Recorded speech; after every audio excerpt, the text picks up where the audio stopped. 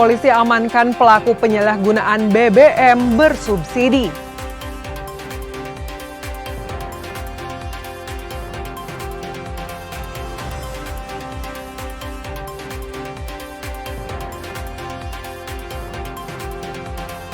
Harga daging ayam di Bandung tembus Rp45.000 per kilogram.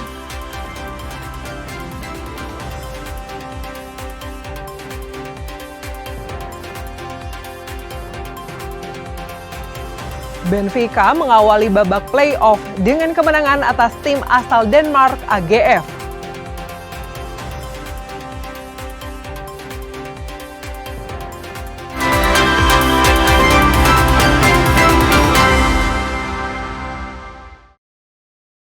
Selain informasi utama tadi, kami masih memiliki informasi menarik lainnya. Saya Mita Handayani akan menemani Anda dengan berita independen terpercaya. Kita simak Kompas Pagi selengkapnya.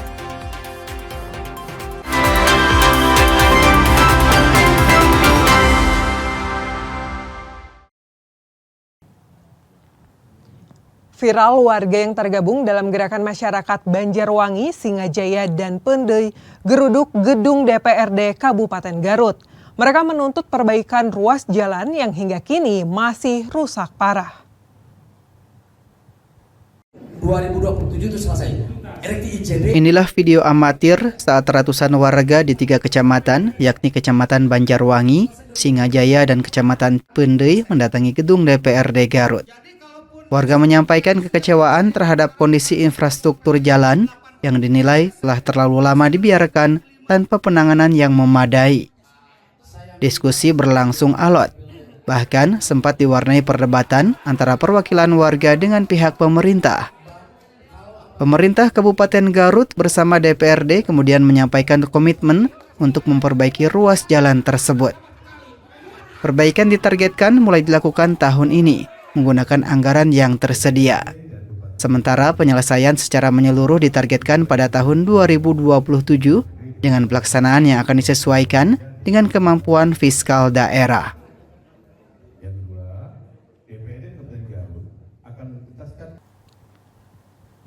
Tak terima ditegur saat mengendarai motor ugal-ugalan dan membahayakan pengendara lain, seorang pemuda di Garut menganiaya seorang lansia.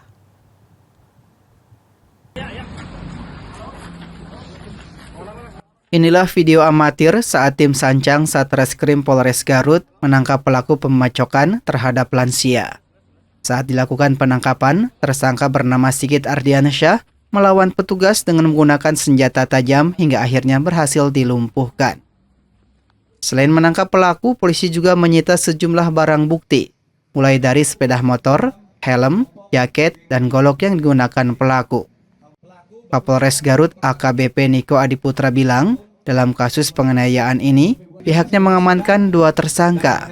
1 diantaranya masih di bawah umur. Kejadian berawal saat tersangka dengan rekannya berkendara ugal-ugalan dan hampir menabrak seorang nenek yang merupakan istri dari korban. Kemudian terjadi cekcok antara pelaku dengan istri korban.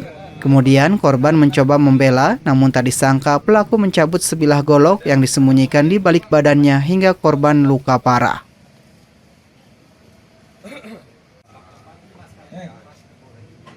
AM 62 tahun menderita luka pada bagian dagu yang membutuhkan perawatan intensif di bagian dagu kurang lebih sebanyak 16 jahitan.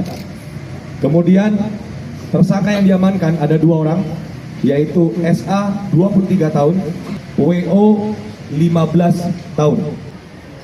Korban yang pada saat itu AM 62 tahun bersama dengan saksi EM, yaitu istri korban, kurang lebih pagi hari pukul 03.30 berencana untuk menuju ke Pasar Ciawitali. Satreskrim Polres Garut menangkap seorang tersangka yang diduga melakukan penyalahgunaan bahan bakar minyak bersubsidi jenis Pertalite.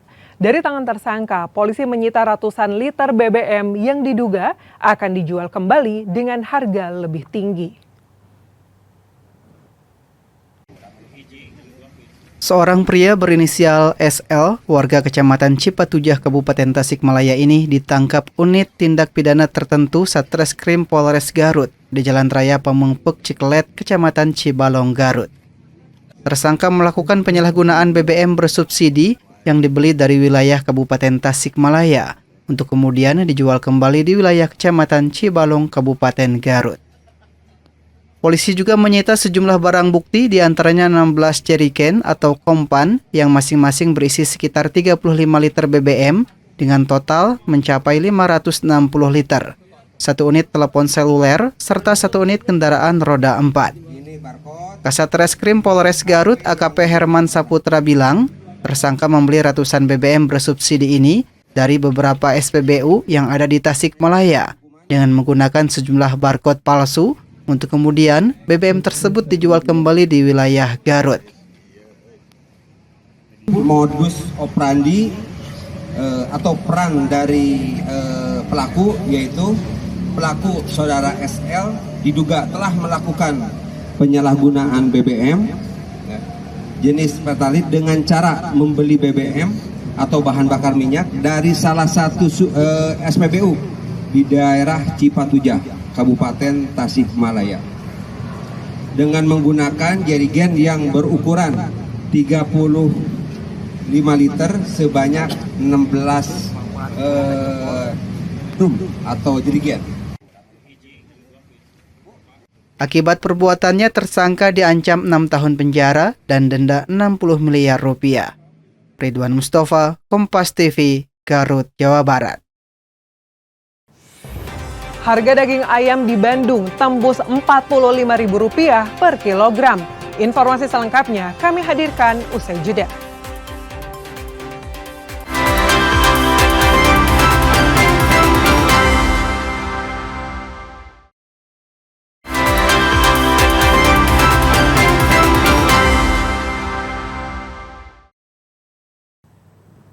Harga daging ayam di Pasar Kosambi, Kota Bandung terus naik.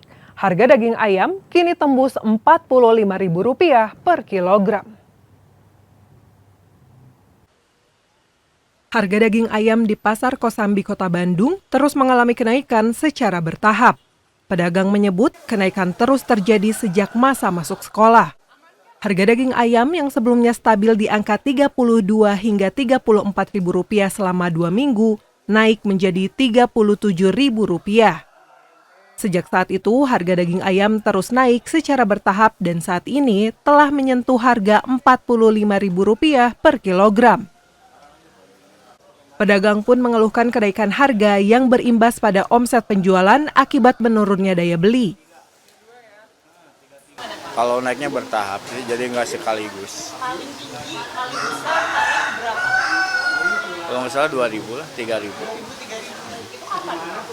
Waktu minggu kemarin. Ya, sebelum itu kan masih sekolah kan naiknya banyak. Harga naik kayak gini tuh Kurang tahu ya, mungkin katanya kayak MBG gitu. Tapi kalau akan sendiri maksudnya berarti dari ngambilnya kemana nih? Kalau pas stok ayam ini ngambilnya kemana? Ada yang ngirim. Ada yang ngirim. Harga dari sananya naik? Ya, kalau dari sananya naik, nah mungkin naik dari sini. Pedagang menyebut harga daging ayam saat ini tertinggi di luar harga momen Hari Besar Nasional. Melihat tren, pedagang menyebut masih ada kemungkinan harga kembali naik. Pedagang berharap pemerintah bisa menstabilkan harga-harga kebutuhan di pasar. Tim Liputan, Kompas TV, Bandung, Jawa Barat.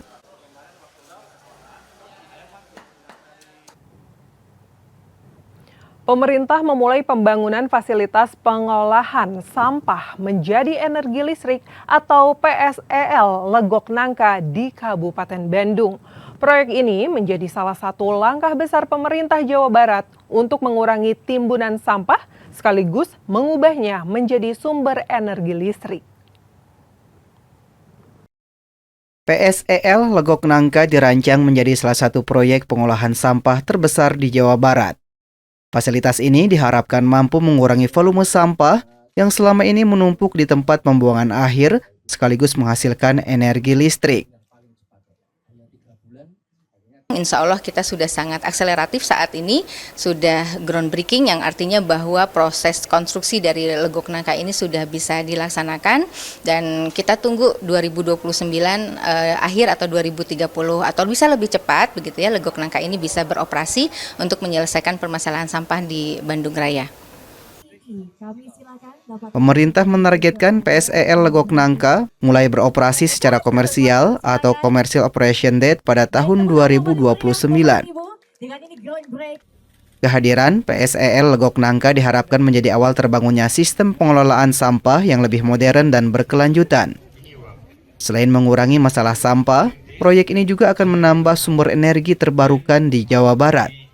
Dengan potensi energi air, surya, dan panas bumi yang telah dimiliki, pembangkit listrik berbasis sampah di Legok Nangka diharapkan semakin memperkuat posisi Jawa Barat sebagai salah satu daerah penghasil energi listrik terbesar di Indonesia. Sunandar, Kompas TV, Bandung, Jawa Barat. BPJS Ketenagakerjaan mendorong penerima manfaat dan ahli waris untuk kembali berdaya melalui program pemberdayaan ekonomi dan kemandirian penerima manfaat atau PEKA.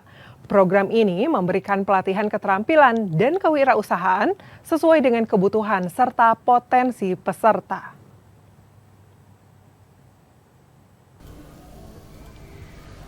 Manfaat jaminan sosial ketenagakerjaan diharapkan tak hanya menjadi bantuan saat resiko terjadi, tetapi juga bisa menjadi bekal untuk kembali mandiri.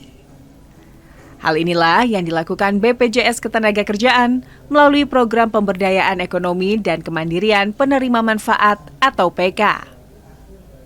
Program PK telah berjalan sejak 4 Juli 2026. Namun, baru resmi di soft launching secara nasional Selasa pagi 18 Agustus 2026 di Pendopo Kota Bandung yang diikuti secara daring oleh wilayah lain. Program PK ini memberikan pelatihan mulai dari perencanaan keuangan, peningkatan keterampilan, hingga digital marketing. Hingga saat ini, sebanyak 2.736 penerima manfaat telah mengikuti pelatihan PK, termasuk pada saat soft launching yang menghadirkan pelatihan yang digelar serentak di 45 titik di seluruh Indonesia dan diikuti 1.426 penerima manfaat serta ahli waris.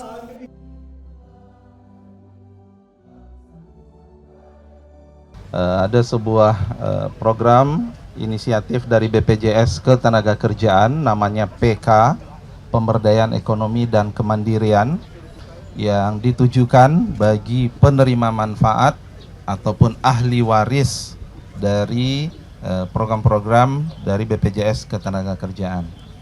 Jadi teman-teman tahu ya, ketika ada sebuah santunan ataupun kemudian kalau JHT itu namanya tabungan ya. Santunan atau tabungan diterima itu kan jumlahnya cukup besar. Dan BPJS Ketenagakerjaan melakukan inisiatif agar uang yang diterima itu kemudian bisa digunakan untuk kewirausahaan.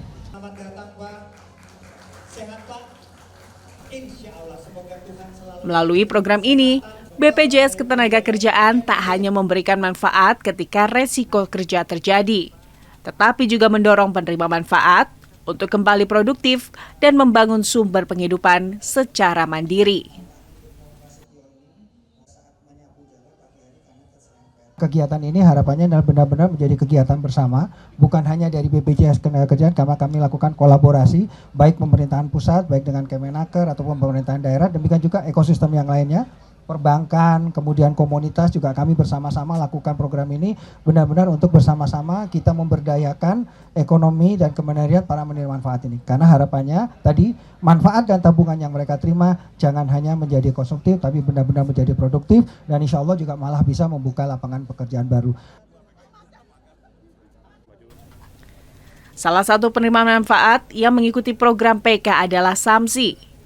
Ahli waris, peserta BPJS Ketenagakerjaan ini mengikuti pelatihan kewirausahaan menjadi barista selama 2 minggu.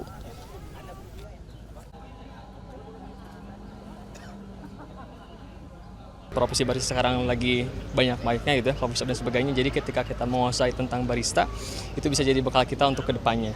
Kurang itu. Nah, kan kalau misalnya akan penerima manfaat Dari BPJS, betul. Saya dari ngeklaim jaminan JKM atau jaminan satuan kematian dari ayah saya yang berpulang. Nah gitu. Nah, kan biasanya mungkin dapat penghasilan dari orang tua karena Betul. orang tua sudah tidak ada, jadi uangnya itu tidak konsumtif, itu gimana Kang? Sebenarnya ketika memang orang tua berpulang, sangat terbantu sekali dengan adanya santunan ini. Dan ketika diikut sertakan dalam program PKI ini, jadi santunan kematiannya bisa kembali digunakan kembali untuk penghasilan seperti itu.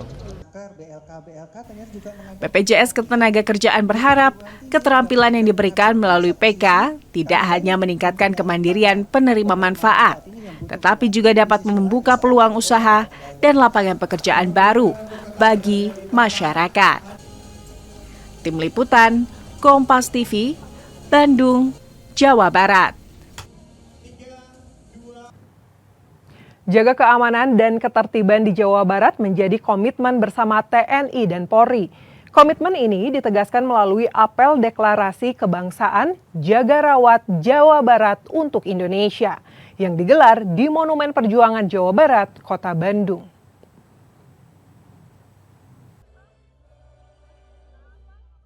Monumen Perjuangan Jawa Barat di Jalan Dipati Ukur, Kota Bandung menjadi lokasi apel deklarasi kebangsaan Jaga Rawat Jawa Barat untuk Indonesia. Dalam kegiatan ini, Gubernur Jawa Barat, Pangdam 3 Siliwangi, dan Kapolda Jawa Barat menyampaikan pernyataan kebangsaan. Deklarasi ini menegaskan komitmen bersama untuk menjaga persatuan, keamanan, dan ketertiban di Jawa Barat. Kegiatan kemudian dilanjutkan dengan pelepasan petugas keamanan TNI dan Polri yang akan bertugas menjaga keamanan dan ketertiban di Tatar Pasundan. Ada keresahan-keresahan yang ada di masyarakat tentang situasi dan kondisi keamanan di Jawa Barat ini. Untuk itu, pelaksanaan apel ini bertujuan bagaimana kita meningkatkan komitmen, memperkuat komitmen kita bersama untuk menjaga, merawat Jawa Barat agar masyarakat di Jawa Barat merasa aman, nyaman, dan damai. Melalui apel ini, TNI dan Polri menegaskan kesiapan untuk bersama-sama menjaga Jawa Barat sebagai bagian dari upaya merawat keutuhan dan kebangsaan Indonesia. Tim Liputan, Kompas TV, Bandung, Jawa Barat. Apa jadinya apabila sebuah kamar disulap jadi kandang ayam petelur? Informasi selengkapnya kami hadirkan usai jeda.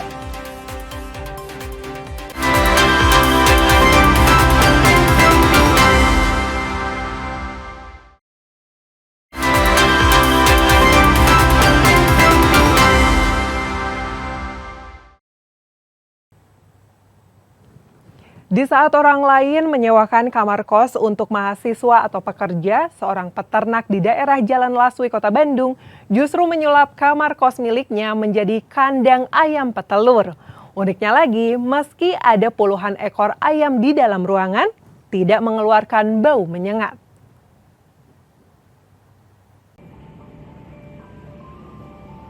Apabila dilihat dari luar, bangunan ini kelihatan seperti kos-kosan biasa. Tapi begitu pintunya dibuka, bukannya kasur dan lemari, kita malah disambut suara riuh puluhan ayam petelur. Sang pemilik, Agus Hadiana, memanfaatkan kamar kos miliknya dijadikan kandang ayam petelur di tengah kota Bandung. Ide awalnya, sang pemilik ingin menyelamatkan ayam-ayam milik keponakannya yang terlihat tidak sehat. Namun karena tidak ada lahan, ide kreatif Agus muncul menyulap kamar kosan menjadi kandang ayam. Selain itu juga Agus resah dengan nasi sisa dari anak-anak kosan yang akhirnya diolah menjadi pakan ayam. Namun tantangan terbesarnya tentu soal bau dan kebersihan, apalagi lokasinya berada di pemukiman warga. Nah, rahasianya ayam-ayam ini diberi campuran pakan yang disiram ramuan fermentasi atau probiotik. Campuran ini membantu pencernaan ayam bekerja sempurna sehingga kotorannya tidak berbau busuk, cenderung lebih kering. Kosan ayam lah istilahnya gitu kan ya. Padahal ya lebih bagaimana si ruangan ini untuk menyelamatkan ayam dulunya kan, awal-awal pertama kali itu biar nggak mati, nggak kedinginan dan sebagainya. Gitu. Berarti ini bekas kamar kan ya? Kamar. Nah, ini dulu sempat bikin kamar produksi, terus juga kamar teman-teman yang dari Jakarta, dari mana yang keluarga yang mau nginap, biasanya dulu ditempatkan di sini yang karena areanya agak lebih lega lah, gitu, lebih luas. Dengan modal memanfaatkan ruang seadanya, usaha ayam petelur ini sanggup memanen puluhan butir telur segar setiap harinya dan menghasilkan cuan. Usaha seperti ini pun bisa menjadi ide usaha yang menjanjikan bila ditekuni dengan serius di tengah-tengah sulitnya mencari pekerjaan dan ancaman gelombang PHK. Reza Pratama, Kompas TV, Bandung, Jawa Barat. Di tengah maraknya kuliner kekinian, ada satu rasa yang justru bertahan lintas generasi. Soto Bandung M. Tarya yang sudah ada sejak 1955 hingga kini masih diburu para pecinta kuliner.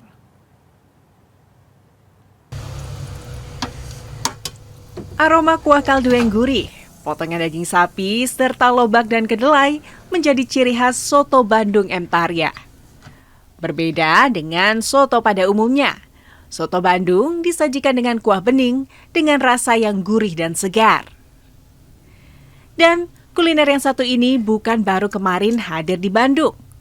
Soto Bandung M. Tarya sudah berjualan sejak 1955. Setelah puluhan tahun menempati kawasan Muhammad Ramdan, kini soto legendaris ini melanjutkan perjalanannya di Jalan Sawah Kurung Raya nomor 16. Lebih dari 7 dekade berjalan, usaha ini pun kini sudah diteruskan oleh generasi ketiga. Bukan sekedar mempertahankan nama, rahasia agar tetap bertahan adalah menjaga cita rasa yang sudah dikenal pelanggan sejak dulu. Apa sih yang membuat bisa bertahan sampai sekarang? Apa itu ya? Menjaga cita rasanya mungkin ya terjaga dari dulu sampai sekarang tetap sama. Mungkin enak ya. Enak ya. Untuk pelanggan sendiri yang datang dari mana aja Bu Nenen? Banyak dari luar kota, dari Jakarta, dari Cirebon, dari Jogja juga banyak. Banyaklah yang dari luar kota. Tak heran, sejumlah pelanggan pun terus datang. Bahkan ada yang sudah menikmati soto ini sejak puluhan tahun lalu. Bagi mereka, rasa yang konsisten menjadi alasan untuk kembali. Untuk Bapak sudah sering sini? Sering, ya, udah lebih dari belasan tahun lah, mungkin puluhan tahun mungkin ya. Puluhan tahun? Iya, dari semenjak dari Muhammad Ramdan, terus pindah ke sini saya berlangganan terus. Berlangganan terus? Iya. Kenapa nih bisa sampai langganan terus Pak? Karena enak gitu. Enak ya? Iya, gizinya cukup, rasanya stabil gitu ya. Harganya juga terjangkau. Dari generasi ke generasi, Soto Bandung M. Tarya membuktikan kuliner legendaris tak harus berubah mengikuti zaman. Cukup menjaga rasa dan mempertahankan kepercayaan pelanggan.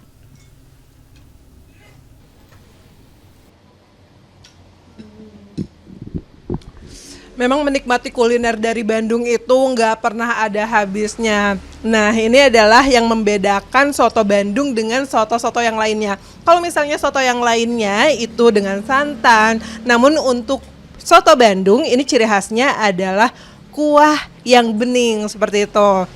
Nah, untuk pelengkap juga ada kacang kedelai yang bisa dinikmati bersama soto Bandung ini. Nah, kalau misalnya Anda kurang puas dengan soto Bandung, bisa ditambah juga dengan menu lainnya. Ada perkedel kentang dan juga ada telur asin. Bagi Anda yang ingin menikmati soto Bandung legendaris yang sudah ada sejak tahun 1955, bisa datang ke Jalan Sawah Kurung di Kota Bandung. Mita Handayani, Sunandar, Kompas TV, Bandung, Jawa Barat.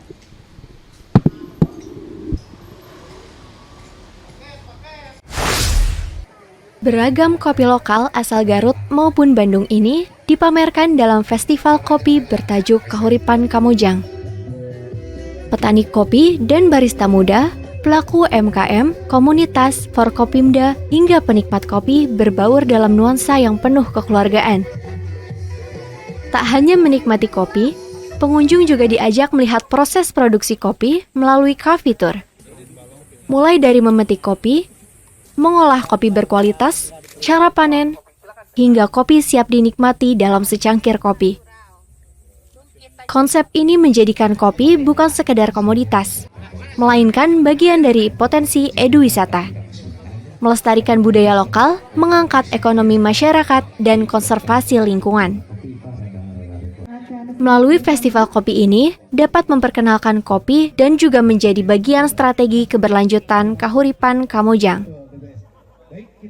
Jadi kami membangun sebuah circular economy, di mana harapannya adalah masyarakat bisa lebih mandiri. Jadi dalam circular economy kami bangun, itu dikemas dengan apa yang disebut Kahuripan Kamojang. Di mana salah satunya adalah budidaya kopi. Nah, budidaya kopi ini kemudian menjadi sebuah ikon ya, baik di Kamojang khususnya, sehingga banyak sekali masyarakat luas yang mengetahui terkait dengan kopi Kamojang. Festival Kopi Kahuripan Kamojang diharapkan tak berhenti sebagai ajang promosi, namun juga mampu membuka peluang pasar bagi petani dan pelaku UMKM, serta memperkuat potensi kopi lokal Garut dan Bandung. Ridwan Mustofa, Kompas TV, Garut, Jawa Barat. Benfica mengawali babak play-off dengan kemenangan meyakinkan atas tim asal Denmark AGF dengan skor 3-1. Informasi selengkapnya kami hadirkan usai jeda iklan berikut ini.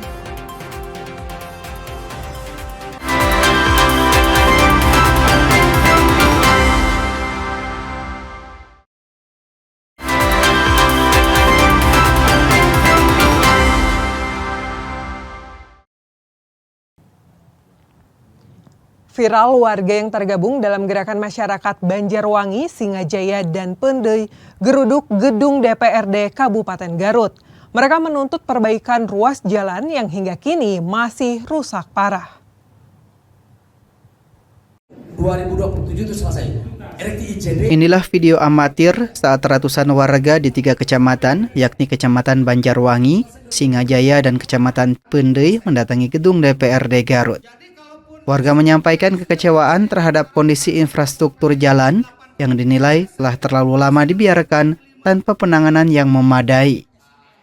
Diskusi berlangsung alot, bahkan sempat diwarnai perdebatan antara perwakilan warga dengan pihak pemerintah. Pemerintah Kabupaten Garut bersama DPRD kemudian menyampaikan komitmen untuk memperbaiki ruas jalan tersebut. Perbaikan ditargetkan mulai dilakukan tahun ini menggunakan anggaran yang tersedia. Sementara penyelesaian secara menyeluruh ditargetkan pada tahun 2027 dengan pelaksanaan yang akan disesuaikan dengan kemampuan fiskal daerah.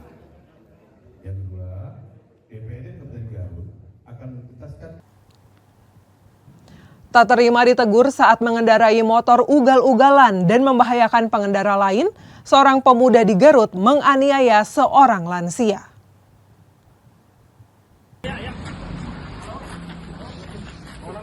Inilah video amatir saat tim Sancang Satreskrim Polres Garut menangkap pelaku pemacokan terhadap lansia.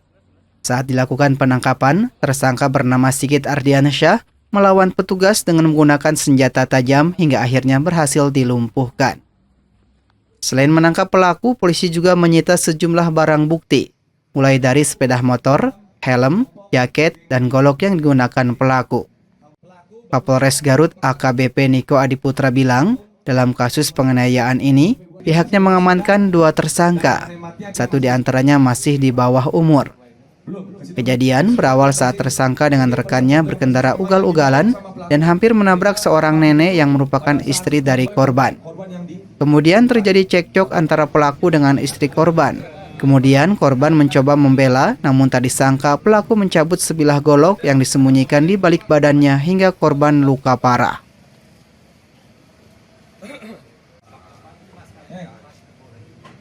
AM 62 tahun menderita luka pada bagian dagu yang membutuhkan perawatan intensif di bagian dagu, kurang lebih sebanyak 16 jahitan. Kemudian tersangka yang diamankan ada 2 orang, yaitu SA 23 tahun, WO 15 tahun. Korban yang pada saat itu AM 62 tahun bersama dengan saksi EM, yaitu istri korban, kurang lebih pagi hari pukul 03.30 berencana untuk menuju ke Pasar Ciawitali. Satreskrim Polres Garut menangkap seorang tersangka yang diduga melakukan penyalahgunaan bahan bakar minyak bersubsidi jenis Pertalite. Dari tangan tersangka, polisi menyita ratusan liter BBM yang diduga akan dijual kembali dengan harga lebih tinggi. Seorang pria berinisial SL, warga Kecamatan Cipatujah, Kabupaten Tasikmalaya ini ditangkap unit tindak pidana tertentu Satreskrim Polres Garut di Jalan Raya Pamengpek Ciklet, Kecamatan Cibalong, Garut. Tersangka melakukan penyalahgunaan BBM bersubsidi yang dibeli dari wilayah Kabupaten Tasikmalaya untuk kemudian dijual kembali di wilayah Kecamatan Cibalong, Kabupaten Garut. Polisi juga menyita sejumlah barang bukti, diantaranya 16 jerigen atau kompan yang masing-masing berisi sekitar 35 liter BBM dengan total mencapai 560 liter, 1 unit telepon seluler, serta 1 unit kendaraan roda 4. Kasat Reskrim Polres Garut AKP Herman Saputra bilang, tersangka membeli ratusan BBM bersubsidi ini dari beberapa SPBU yang ada di Tasikmalaya dengan menggunakan sejumlah barcode palsu untuk kemudian BBM tersebut dijual kembali di wilayah Garut. Modus operandi atau peran dari pelaku, yaitu pelaku saudara SL diduga telah melakukan penyalahgunaan BBM jenis Pertalite dengan cara membeli BBM atau bahan bakar minyak dari salah satu SPBU di daerah Cipatujah, Kabupaten Tasikmalaya, dengan menggunakan jerigen yang berukuran 35 liter sebanyak 16 drum atau jerigen. Akibat perbuatannya, tersangka diancam 6 tahun penjara dan denda 60 miliar rupiah. Ridwan Mustafa, Kompas TV, Garut, Jawa Barat. Di saat orang lain menyewakan kamar kos untuk mahasiswa atau pekerja, seorang peternak di daerah Jalan Laswi, Kota Bandung, justru menyulap kamar kos miliknya menjadi kandang ayam petelur. Uniknya lagi, meski ada puluhan ekor ayam di dalam ruangan, tidak mengeluarkan bau menyengat.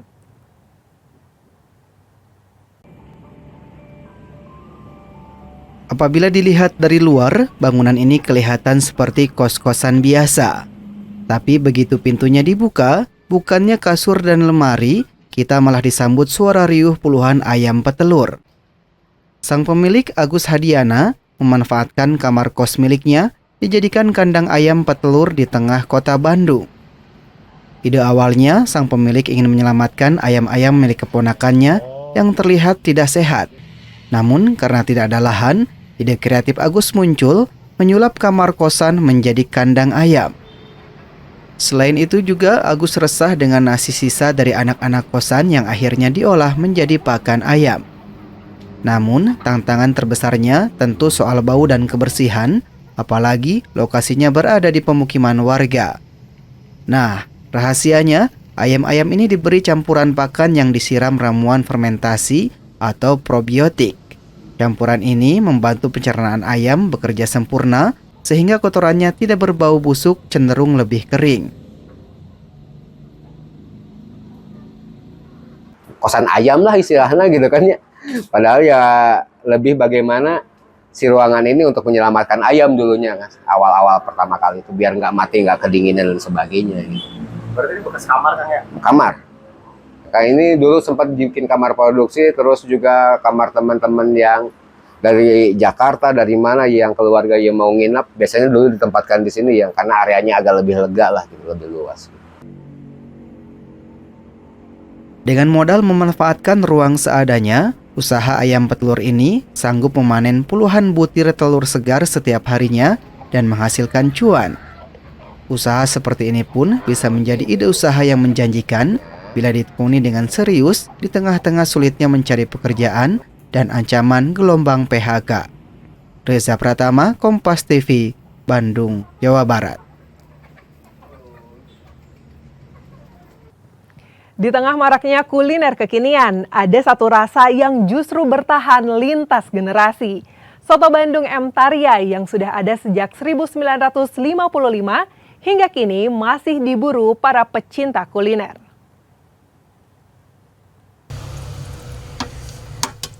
Aroma kuah kaldu yang gurih, potongan daging sapi, serta lobak dan kedelai menjadi ciri khas Soto Bandung M. Tarya.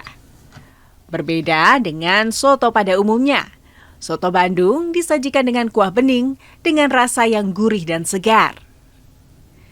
Dan kuliner yang satu ini bukan baru kemarin hadir di Bandung.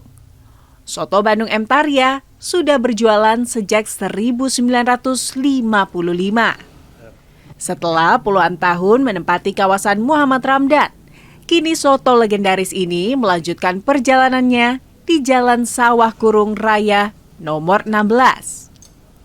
Lebih dari 7 dekade berjalan, usaha ini pun kini sudah diteruskan oleh generasi ketiga. Bukan sekedar mempertahankan nama, rahasia agar tetap bertahan adalah menjaga cita rasa yang sudah dikenal pelanggan sejak dulu.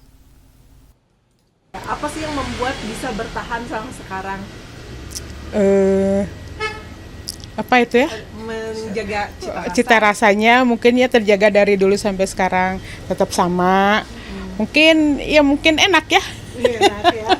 Untuk pelanggan sendiri yang datang dari mana aja Bu Nenen? Banyak dari luar kota, dari Jakarta, dari Cirebon, dari Jogja juga banyak. Banyaklah yang dari luar kota. Tak heran, sejumlah pelanggan pun terus datang. Bahkan ada yang sudah menikmati soto ini sejak puluhan tahun lalu.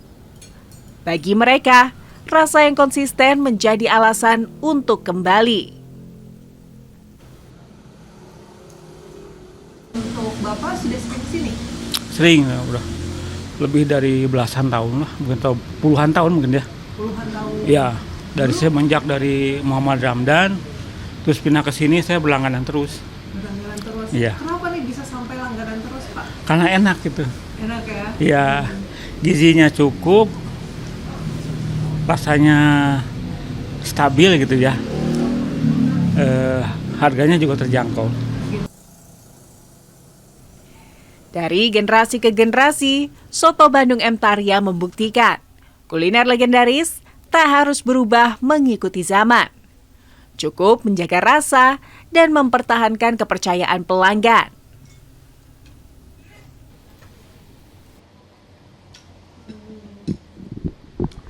Memang menikmati kuliner dari Bandung itu nggak pernah ada habisnya. Nah, ini adalah yang membedakan soto Bandung dengan soto-soto yang lainnya. Kalau misalnya soto yang lainnya itu dengan santan, namun untuk soto Bandung ini ciri khasnya adalah kuah yang bening seperti itu.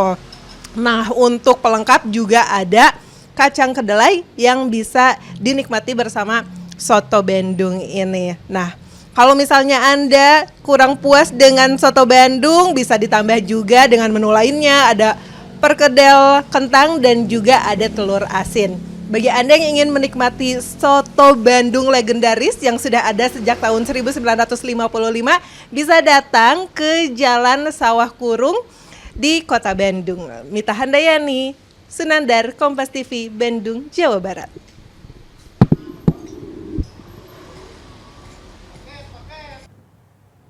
Jaga keamanan dan ketertiban di Jawa Barat menjadi komitmen bersama TNI dan Polri. Komitmen ini ditegaskan melalui apel deklarasi kebangsaan Jaga Rawat Jawa Barat untuk Indonesia yang digelar di Monumen Perjuangan Jawa Barat, Kota Bandung.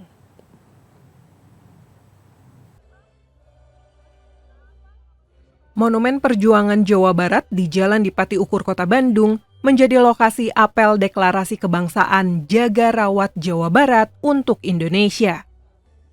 Dalam kegiatan ini, Gubernur Jawa Barat, Pangdam 3 Siliwangi, dan Kapolda Jawa Barat menyampaikan pernyataan kebangsaan. Deklarasi ini menegaskan komitmen bersama untuk menjaga persatuan, keamanan, dan ketertiban di Jawa Barat.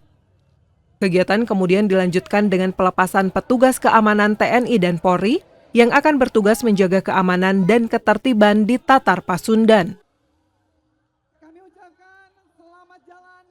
Ada keresahan-keresahan yang ada di masyarakat tentang situasi dan kondisi keamanan di Jawa Barat ini. Untuk itu, pelaksanaan apel ini bertujuan bagaimana kita meningkatkan komitmen, memperkuat komitmen kita bersama untuk menjaga, merawat Jawa Barat agar masyarakat di Jawa Barat merasa aman, nyaman, dan damai. Melalui apel ini, TNI dan Polri menegaskan kesiapan untuk bersama-sama menjaga Jawa Barat sebagai bagian dari upaya merawat keutuhan dan kebangsaan Indonesia. Tim Liputan, Kompas TV, Bandung, Jawa Barat. Saudara, dengan berakhirnya informasi tadi sekaligus mengakhiri Kompas Pagi episode hari ini. Saya Mita Handayani beserta kru yang bertugas mengucapkan terima kasih dan sampai jumpa.